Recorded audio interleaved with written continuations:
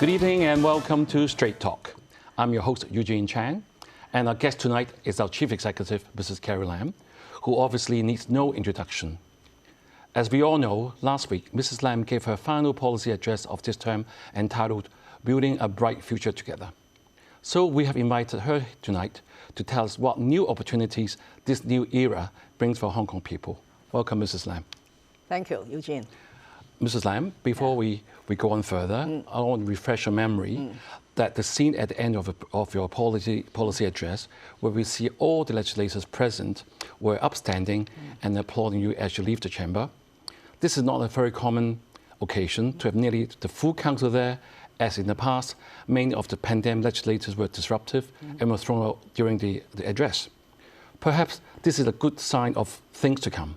Do you agree?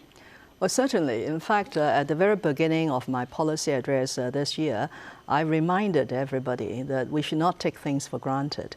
It was exactly 2 years ago on the same occasion of the Chief Executive delivering her 2019 policy address. I was being obstructed to the extent that I could not finish. Actually, I started only about 5 minutes, and then all this disruption, chaos took place, and I have to leave the chamber because I don't want to see more physical violence in a legislative chamber. So, as I said, while we have ushered in a new era with stability restored and people are now generally content with the situation, we should not be complacent because things could go wrong again. That's why in the very important area of safeguarding national security, yes, we have the national security law implemented for 15 months, and Hong Kong is now back to being a very safe city, but there are still a lot of things we need to do. That's why at the very beginning, the policy address also outlined a range of issues that we need to tackle. Right, Mrs. Lam, we understand the policy address was received endorsement from the Hong Kong and Macau Affairs Office. This must be very reassuring for you. As you have mentioned many times, because of the national security legislation and the improved electoral system, you've been able to bring new opportunities for Hong Kong people. However, I want to ask you that in order for the whole community to buy in, we must have a continuing promotion. Sure. As you know, Hong Kong people are very short-sighted in a way. We're very busy. Yes. And actually, the last few days, the headlines are no longer the policy address, but the typhoon. Yeah. So how would you ensure this plan, a good plan of yours, which is a long-term one, be felt by the people of Hong Kong? Yeah. Well, if I may, Eugene, address it in a more fundamental way. I realize that if people welcome this policy address, particularly this grand plan on the Northern Metropolis, they will certainly ask, are you going to implement it effectively?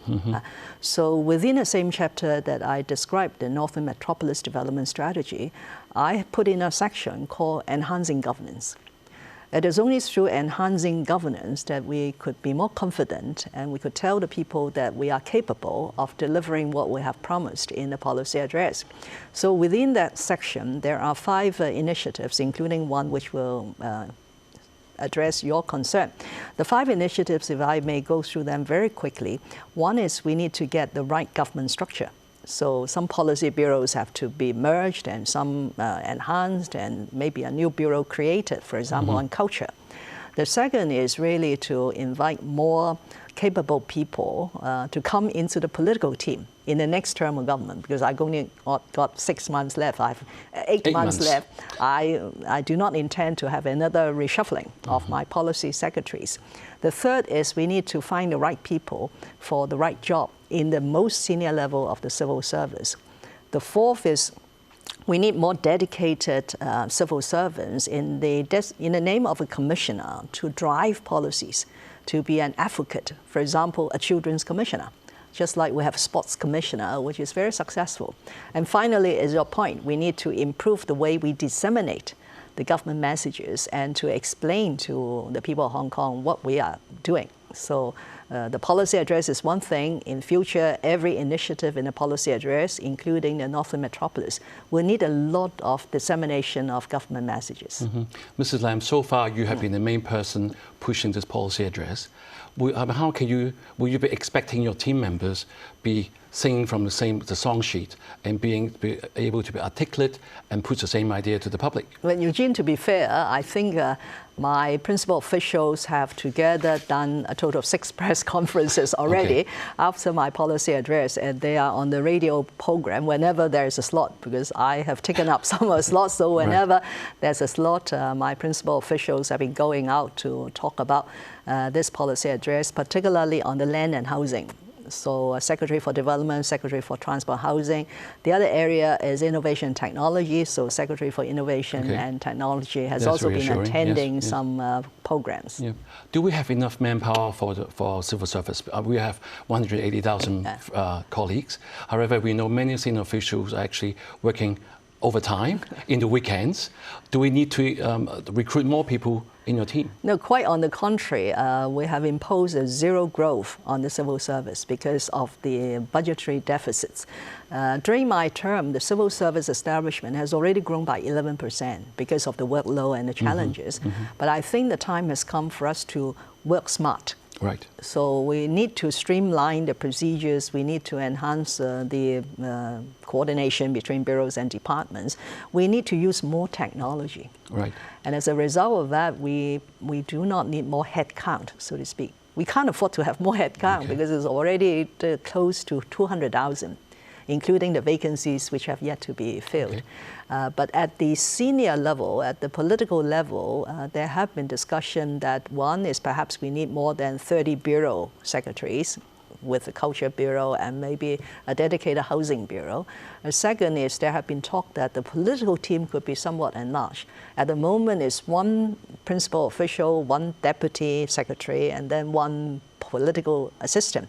So whether that could be increased is something that the next term of government has to consider. Right, you just mentioned about the commissioner, which I think is a very good initiative because I've been in public service the last 20 years. Just one comment or suggestion is to have the commissioner to engage the public much earlier before the policies are actually set, because when we sit in advisory committees, we often hear of the actual completed product.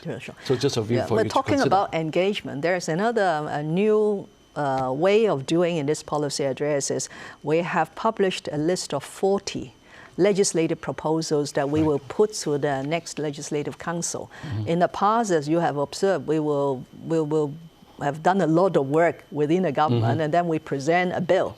That's a bit too late. So now we are changing this to engage the public and the legislative council at a much earlier stage, before the bill is even drafted, so that their ideas and feedback could be incorporated in the law drafting process. Right. Mrs. Lam, many viewers will always agree with you saying that the government are not the best PR people. You have said you will make it better with the current team. What new strategies do you have? I mean, how can you change the landscape altogether? No. Of course, we could provide more training to the principal officials and the senior civil servants to articulate better. But I personally believe, because I have never had any PR training, is really that desire to let people know what you are doing. And that commitment to do your job well. Because doing your job well means people support what you are doing. And that requires fundamentally an accurate understanding of what you are doing. So I said in a policy address that I have urged my principal officials to pay more attention to this particular area with the support of their press team, because each policy secretary has their own press team.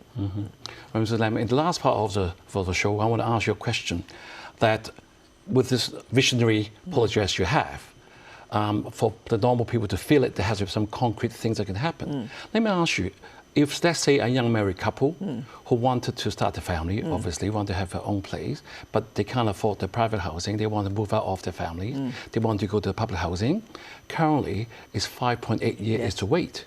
And you have also said in your address that you will ensure that 330,000 flats will be ready as soon as possible within the next 10 years period. When can we start seeing the decreasing in waiting time so people have a hope? Well, I have been studying this average waiting time. I think we need to get to the bottom of the issue about average waiting time. But the fact is we have been allocating a large number of flats in recent years. In the 5-year period of this term, we have built close to 100,000 public housing units, which is 50% more than the preceding 5 years. And we have also recovered on an annual basis 8,000 units. So you can imagine that every year we are allocating units to those on the waiting list. But there's a lot of people coming in. So in order to catch up and to reduce the waiting time, one is we need, of course, to build more and to build faster. Another way is we have to seriously look at the allocation mechanism, whether there could be some efficiency in the allocation mechanism. Okay, we'll have a break and don't go away. Welcome back. We've been talking with Mrs. Carrie Lam, our Chief Executive, about her policy address, which aims to build a bright future together for Hong Kong people. Mrs. Lam, on the first part, we talk about the housing, and as we all know, that sometimes the government has been saying that it takes a long time to get things off the ground, especially for building houses and all that. Would you consider involving the private sector, which seems to be a bit more efficient? Yeah. Well, certainly that is an area that we need to put more attention to. So in this policy address, I said that we need to critically and fundamentally review the statutory and administrative procedures involved in land development. So, for example, the Town Planning Ordinance, the Roadworks Ordinance, the Foreshore and Seabed Ordinance, and so on and so on. So it's no longer just doing things faster, but we need to revamp the way that we do things. So that would be a major undertaking by the Secretary for Development with a very clear timetable. First half of next year, we present proposals of how to streamline and what laws should be amended. And then before the end of next year, we will present the legislative proposals. So that's point number one. Point number two is to release the capacity of the private sector or to solicit their help. One is we want to speed up urban regeneration. So there's another piece of ordinance called the compulsory sale for redevelopment. So whether we could make it easier for the developers to assemble their lots in order to redevelop very old building, 60, 17 years old without management. So that is another way to help the private sector to come in to contribute to housing production. Third is, of course, very often in the new territories, when private developers want to develop, they have to come to us for lease modification and premium. And premium negotiation could take years. So in the last year or so, we have introduced standard rates premium for industrial buildings, which has been well received. So we suggested in this policy address that we could extend it to the new territories where there is land exchange between the government and the developers. And finally, we have the land sharing scheme. That is, the private developers could come forward to share their land with us, again on a 70-30 basis with 70% for public housing. So all these will be measures to respond to your observation that actually we could use more private sector resources. Yeah. And Mrs. Lam, another issue that a lot of our viewers are very interested is during our last Straight Talk shows, we spent 2 episodes on the shortage of medical doctors. And you know that we will be recruiting more doctors coming through. Personally, I fully support the idea. Thank you. But the waiting time is still 2 to 3 years. When can we tell our viewers that the waiting time is going to reduce? Now, I fully understand the demands from an aging population and also the burden on the hospital authority. That's why in this term of government, we have given far more resources to the HA than previous years. We have committed to a sort of formula that we will give more money to HA when the demographics changes to an extent that there's more elderly people, rather than just on population base. When we look at the demographics, I have come to a view that perhaps it's not just money. There must be other things that we could improve our public hospital service, especially in the specialist consultations, which now take months, if not years. So again, the use of technology, the sharing of resources, or even now the very innovative suggestion that we can also use a hospital on the other side of the border. Right. For example, the Shenzhen Hospital of the Hong Kong University, they have been looking after Hong Kong people who were stranded in Shenzhen, who could not come back because of COVID-19. They could not go to the hospital authority clinics for consultation. Then the Hong Kong University could be asked to take up this role on our behalf with some money being paid. So I think when this policy address out of the way, I am very willing to sit down with the chairman and the CEO of the hospital authority, and of course with Professor Sophia Chan, to find new ways of providing service to our people. Since you mentioned about this topic, I want to bring to your attention that last week I had the privilege to meet some young dental graduates, and I was asking them to look at the Greater Bay Area, which we have 70 million population. Very happy to tell you, all of them have their home return permit, but none of them are keen to go and work in, say, even Shenzhen on a daily travel. So how can your government be able to encourage, especially our youngsters, to tap on the so obvious market next door? Well, I think dentists are in demand in Hong Kong, so I wouldn't, for the sake of encouraging professionals to go into the mainland, will blindly urge everybody to go across the border. It is really a matter of choice and opportunities. Right. So we will be creating more opportunities for young people to go into the mainland. For example, this GBA Youth Employment Scheme. We provide 2,000 places. We have companies offering more than 3,000 jobs, and 1,000 have already entered into their job. Despite the COVID-19, they've gone there, quarantine, and then they have taken up a job mostly in Shenzhen. And then, of course, the central government will provide more policy initiatives that will make it easier for young people to live and work and enjoy life in the mainland. So these are all the things that we will continue to do. But at the end of the day, it's a matter of choice. Yes, yes. Yeah. Mrs. Lam, you are known for always being able to take a tough stance and not backing down. And this has earned you the nickname of Good Fighter, Ho Da Da. As I'm sure you're aware, all the past CEs receive a lot of criticisms from all sectors of the community. Allow me to read this article from the Al Jazeera. What most people say about her is that she has a head girl mentality. She doesn't know how to accept any flaw in herself or others. She also has to be number one, and she's very inflexible and unwilling or unable to take advice, especially advice about politics. I think we all know, being a strong leader, we have to bite the bullet sometimes. And we can't be changing a decision because someone says something. As we say, too many cooks will spoil the broth. But with your upcoming policy initiatives, it needs to buy-in from other people. How will you going to entice not only the people, but your government officials, the senior government officials, etc., to support you? I know people have this impression that because I'm a very tough and business-like a woman, and I don't listen to opinion, I'm very arrogant. Of course, I respect anyone's opinion on me, but I would say that I actually attach a lot of importance to people's views. As you can see from this policy address, we have incorporated a lot of ideas that have been given to us. It's not only this one, in the previous one as well. But of course, at the end of the day, no government leader could accede to all the requests. We could not be a yes person when there are tough decisions that need to be made, especially when it comes to safeguarding national security and ensuring the constitutional order between Hong Kong and the central authorities. At the end of the day, my motto over the years is I inspire people to do the work, not by mandating, telling them, punishing them, but really by example.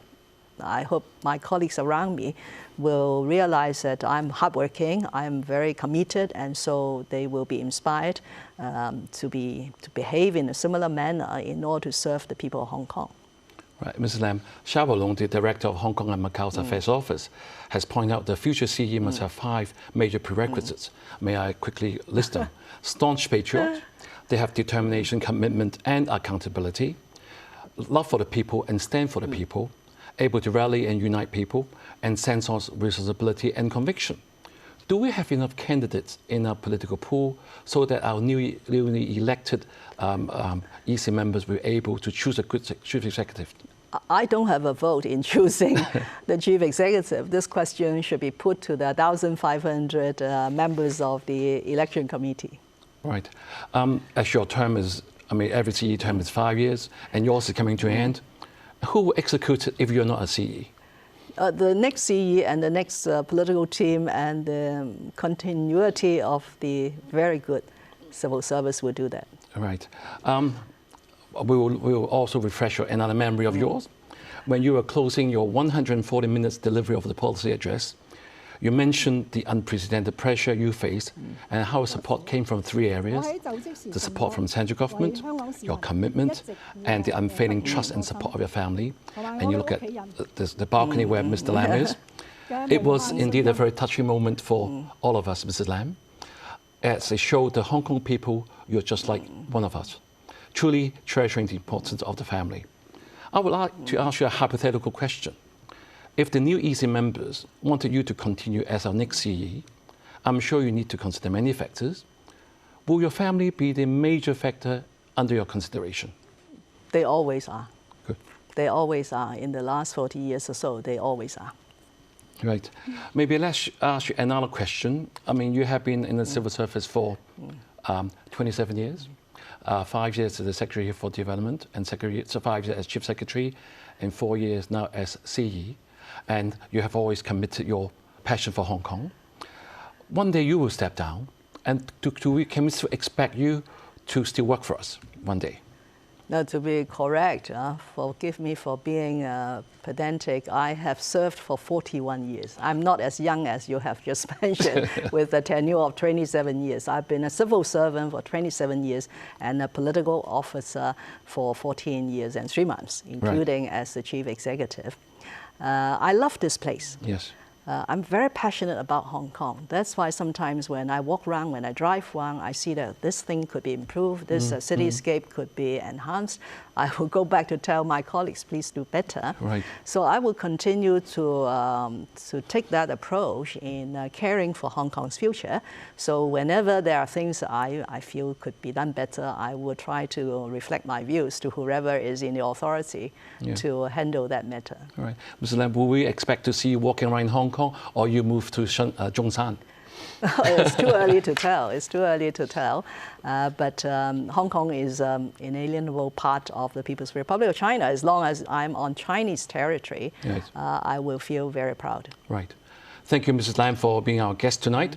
We thank you for all your hard work, and we look forward to all these new opportunities you have envisioned come to fruition for Hong Kong people. Thank you all for being with us, and have a good week and good night. Good night.